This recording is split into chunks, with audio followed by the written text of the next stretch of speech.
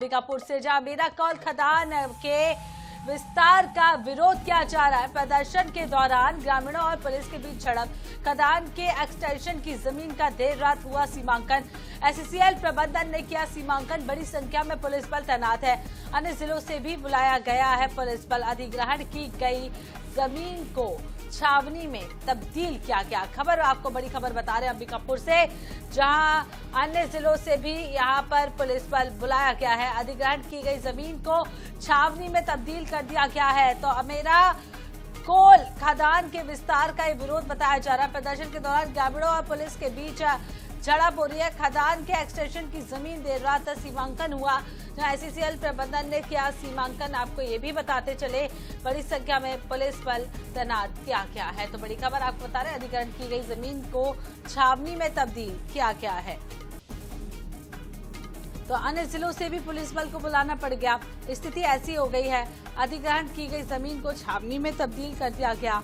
अंबिकापुर से खबर आपको बता रहे हैं, अमेरा कोल खदान के विस्तार का विरोध लगातार जो है ग्रामीण कर रहे हैं। ग्रामीणों और पुलिस के बीच इस पूरे मामले को लेकर झड़प भी देखने को मिली। इसके अलावा अन्य जिलों से भी पुलिस बल को बुलाना पड़ा।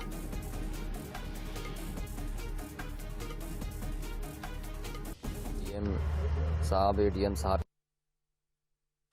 कार्यपालिक मजिस्ट्रेट, एसडीएम साहब, एडीएम साहब की उपस्थिति में पुलिस उपस्थित थी।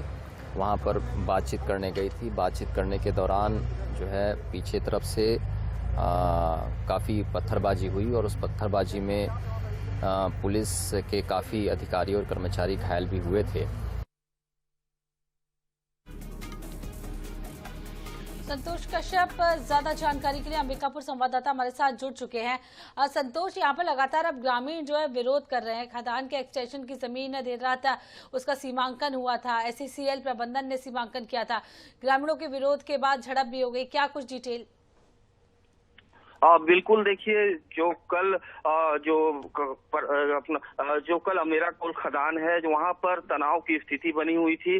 ग्रामीण अपनी जमीन नहीं देना चाहते थे। वो एससीएल का दावा था कि 2016 में ही एससीएल के जो अमेरा खदान है उसके इंटेक्शन को लेकर जमीन की मुआवजा राशि बांट दी गई थी। लेकिन कल से उपजे विवाद के बाद जब पुलिस ने आक्रामक रूप दिखाया, उसके बाद जो थे कि ग्रामीण जो धरना स्थल था, उनका प्रोटेस्ट स्थल था, उसको छोड़कर पीछे हट गए थे और पुलिस प्रशासन ने उन क्षेत्रों को कब्जा कर लिया था जहां पर से एससीएल को कोल उत्खनन करना है। देखिए, कल से जो उपजा हुआ विवाद है, आज की भी स्थिति है। आज फोर्स की मात्रा जो है वो बढ़ा दी गई है। पुलिस के साथ ही अन्य लोगों को भी यहाँ पर तैनात किया गया है। उसके साथ ही जो ग्रामीण है, ग्रामीण गांव पे मौजूद है।